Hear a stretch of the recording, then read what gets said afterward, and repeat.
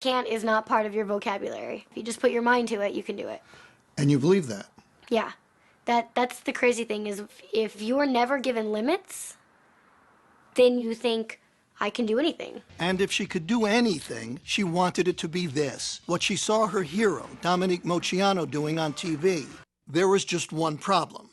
Jennifer was born without legs, a devastating birth defect that had led her natural parents to abandon her the day she was born. It bothered me to think that there was a little girl that was left at the hospital and she had no legs, so I thought she needed a family that would love her and take care of her. Sharon and her husband Gerald brought her home to the tiny town of Hardinville, Illinois. Population 50, they say, if you count the dogs and cats. They decided to raise her like they raised their 3 healthy sons, with no limitations and just one simple rule. Never say the word Can't. You said, I want to be a tumbler. You didn't have legs. Right. You kind of need those, most people think, to tumble. Well, think again. The girl who wasn't allowed to say can't was on her way to becoming a genuine gymnastics champion. She started at 7 on the trampoline with her dad. And after a few falls, she got the hang of it. In time, she was competing. And soon after that, she was dominating. And by high school, Jennifer Bricker, are you ready for this, was the tumbling champion of the state of Illinois. Soon, Jennifer was pursuing other sports too. Even one you'd figure she had absolutely no chance to play well, until it turned out she could steal the ball, even grab a few rebounds. And she could make baskets, too. She didn't consider herself handicapped. She was talking to some friends one time, and one of them said something about her being handicapped. She said, well, I'm not handicapped. And they said, well, you have to use a wheelchair. She said, just to keep them getting dirty.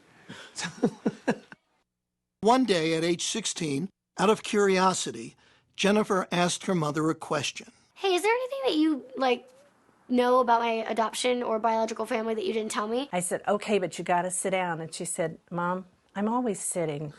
And she said, maybe you should sit down. I said, okay, let me sit down. And she said, well, what's the big deal? Just tell me what my last name is. And I said, well, that's the big deal. And she said, what do you mean? I said, your last name would have been Moceanu. I knew what that meant. I knew that Dominique Moceanu was my biological sister. When she finally tracked Dominique down, Jennifer wrote her a letter. Inside the envelope were adoption papers, a photograph, and a stunning piece of news. My biological last name is Moceanu. That line, I was just like, I can't believe this is happening. Everything was there. The evidence was there. Jennifer looked like the spitting image of my youngest sister, Christina. What a moment for anyone to even speak to their childhood idol, but for their childhood idol to be their sister, that's something. She told me she was an athlete in the letter. In fact, I was her inspiration to start tumbling and doing gymnastics. And then on the phone call, she goes, oh, by the way, I have no legs. I mean, she's like, wait a minute, didn't you just tell me that you're an acrobat and you did all these sports? And I could just hear the wheels turning, and Yeah. And I said, who is this girl? Oh my gosh. How did she have this attitude to persevere in life and overcome every obstacle? And she's my sister. Jennifer has moved out to Hollywood. Where else if you want to be a star? She drives a specially equipped car and lives a normal, independent life. And she's earning a living.